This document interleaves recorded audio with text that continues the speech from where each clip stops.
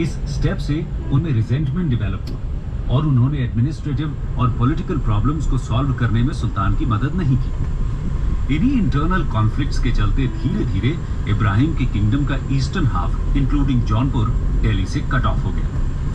Major part के cut off होने के बाद भी Ibrahim as a ruler of Delhi survive कर लेता अगर पंजाब के अफगान नोबल्स का रिबेलियन और इंडिया के नॉर्थ वेस्टर्न रीजन में हुए डेवलपमेंट्स ना होते तो।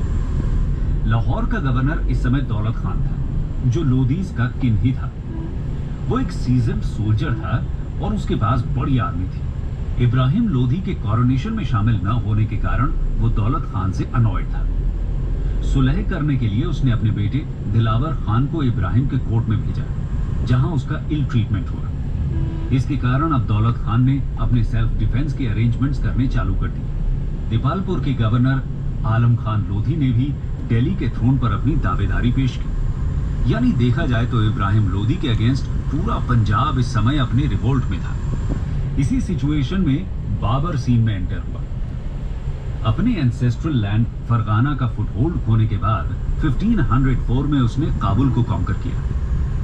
1518-1519 में बाबर नॉर्थ वेस्ट में पंजाब के भीरा के पावरफुल फोर्ट को ऑलरेडी कॉन्कर कर चुका था।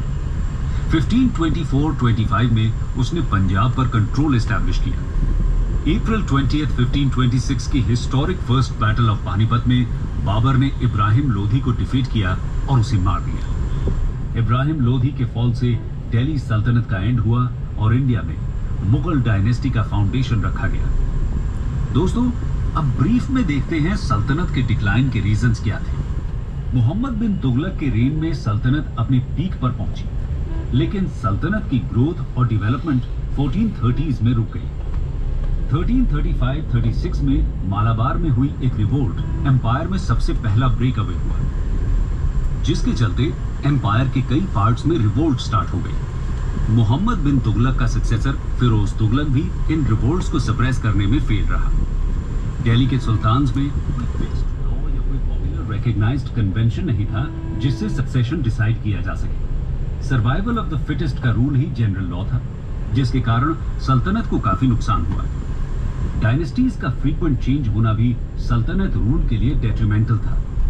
सल्तनत की आर्मी का ऑर्गेनाइजेशन फ्यूडल प्रिंसिपल्स पर बेस्ड था, जिसके इनहेरेंट डिफेक्ट्स थे।